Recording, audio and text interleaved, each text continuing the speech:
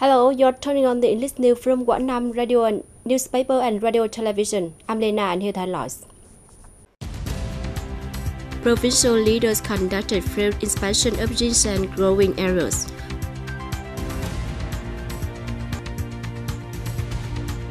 Quảng Nam provincial leaders work with network 20x20 investor delegation.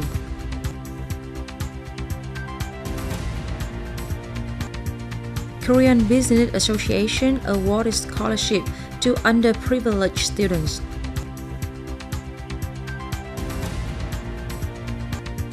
Preserving the traditional craft of sugar making.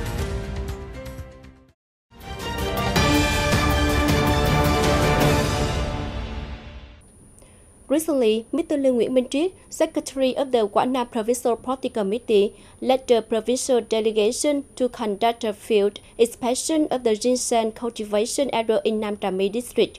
Accompanying the delegation were Vice Chairman of the Provincial People's Committee Hồ Quang Bửu, Mr. Trần Bá Dương, Chairman of the Board of Director of Trường Hải Group, Joint Stock Company Taco Group, and representatives of relevant departments and agencies.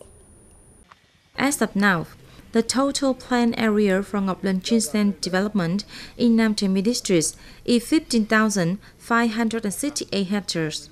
There are 18 enterprises and 40 household groups with 532 households participating in Ngọc Linh ginseng cultivation on a total area of over 806 hectares. Currently, 7 organizations and 30 household groups are undergoing procedures to lease forest land for ginseng cultivation with a total area of more than 925 hectares. In addition, in Nam Trà My district, 435 households and household groups representing over 1,390 families are cultivating ginseng within the planned zones. Through the actual inspection and working sessions with Nam Trà My district and the Quang Nam Centers for Ngọc Linh ginseng and medicinal plant development, Mr. Trần Bá Dương, Chairman of the Board of Taco Group, affirmed that following the signing of an investment commitment at the Conference Implementing Decision 463, organized by the Ministries of Health and the People's Committee of Quảng Nam Province, TACO is determined to invest in the Ngọc Linh ginseng region. The group will focus on aspects such as seed quality, cultivation techniques, advanced processing, and elevating Ngọc Linh ginseng to international status. TACO wishes to invest in a new area of at least 300 hectares, develop a model garden, and collaborate with the Gayong and Senang ethnic communities to organize productions and train local residents to become professional ginseng cultivation workers. Secretary of the Provincial Party Committee Lương Nguyễn Minh Triết highly appreciated TACO Group's strong commitment to investing in the development of Ngọc Linh ginseng. He expressed confidence that the company's proactive involvement would help elevate Ngọc Linh ginseng to its rightful status as a national treasure of Vietnam.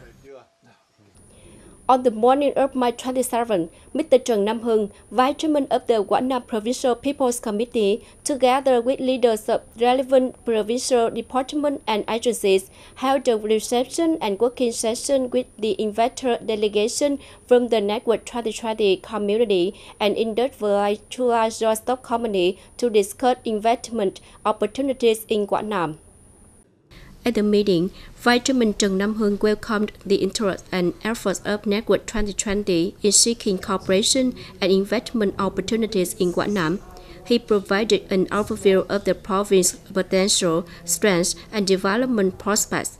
He also shared information about strategic projects and the province's future orientation in attracting investment and expanding international cooperation. Mr. Hùng emphasized that the future Đà Nẵng Quảng Nam area aims to become a new growth pole for Vietnam with high competitiveness in the Asia-Pacific region. This vision includes developing into an international financial center, a free trade zone, a modern coastal city, and a hub for high-quality heritage and resort tourism.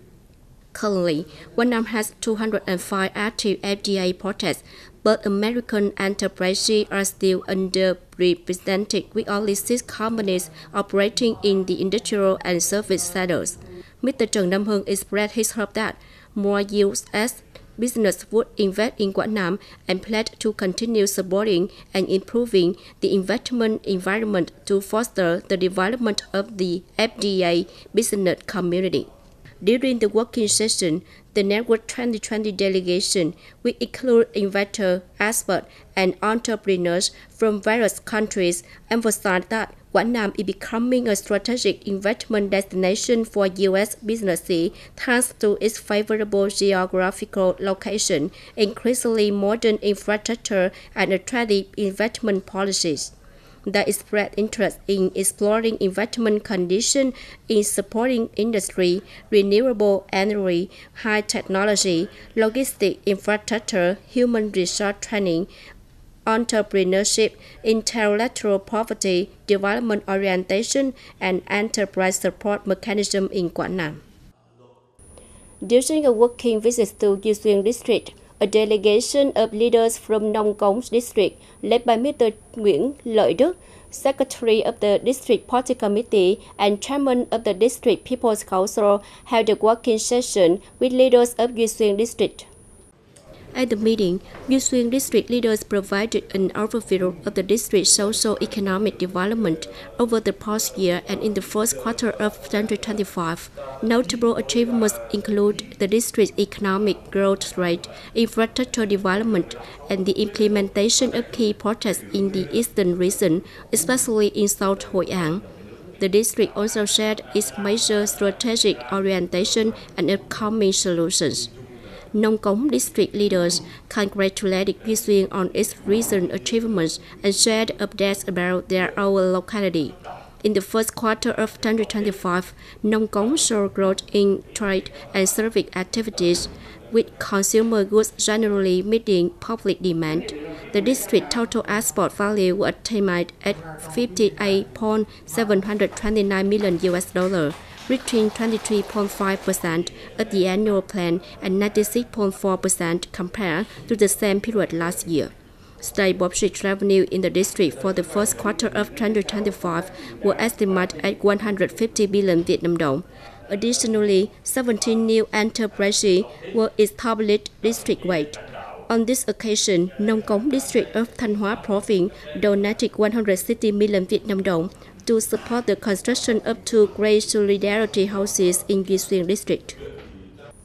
On the morning of May 27th, the Korean Business Association in Quảng Nam held its 6th annual scholarship award ceremony in 2025 for underprivileged students in Tam Kỳ City. A total of 100 students from primary, secondary, and high schools in the city received scholarships funded by the Korean Business Association in Quảng Nam. Each scholarship was worth 1 million Vietnam dong, amounting to a total of 100 million Vietnam dong in this round of support. Since 2019, the Tam Kỳ City Study Promotion Association and the Group of Korean Businesses in Tam Thang Industrial Park, now the Korean Business Association in Quảng Nam, have signed a sponsorship agreement to support education by providing scholarship for underprivileged students in Tam Kỳ.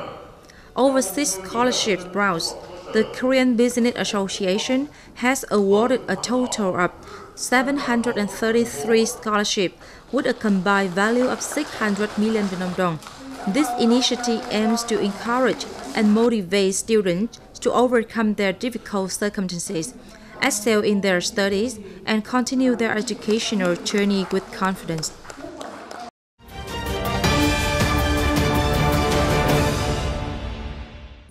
Amid the fast-paced rhythm of modern life, where technology has penetrated nearly every aspect of daily living, there are still traditional craft villages that quietly endure, resilient through time. Today, some crafts tied to the sweet childhood memories of the 1960s, 70s, and even the 80s generation have gradually faded away. One such crop is the manual production of canned sugar. However, in recent years, several households in Quảng district have been reviving this traditional crop passed down by their ancestors, preserving an essential part of the cultural source of Quảng Nam. This sugarcane season, Mr. Truyen, a resident of Quang commune in Quảng district, decided to return to the traditional craft of making cane sugar. He invested over 100 million Vietnam dong in equipment, including a cane press, sugar boiling pans, and molds, to meet the local demand. For over a month now, Mr. Yan's sugar furnace has remained ablaze from early morning until late evening, processing about 5 tons of sugarcane each day. Since February this year, we have revived the local traditional sugar-making craft. We will continue to maintain this craft to meet the needs of the local people. Each sugar furnace typically has 6 to 10 workers, each responsible for different stages of production, from fresh sugarcane stalk. The women extract the juice, whilst the stronger men pour the juice into large pots heated over wood-burning stoves. The juice is continuously boiled and stirred for several hours. Beside the bubbling pot of sugarcane juice, Mr. Yan attentively watches the color of the syrup to determine the perfect moment the sugar reaches readiness. Despite the hard work and modest income, for many residents of Quảng, the sight of sugar furnaces blazing once again is a way of honoring the traditional craft left by their ancestors. We stir the sugarcane molasses for about 15 to 20 minutes. When the molasses thickens, we pour it into mold. If the molasses is too runny, we stir it longer. The person stirring the molasses needs to be skilled and experienced. The traditional craft of sugar making in Quảng dates back hundreds of years. Through many ups and downs, a number of households still preserve it today. The thick pots of syrup and glowing furnaces are a testament to the perseverance and passion of the local people.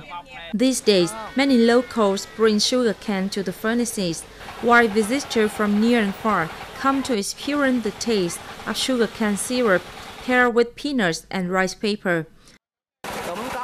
Since I was little, I had seen sugarcane boiling furnaces, but only in passing.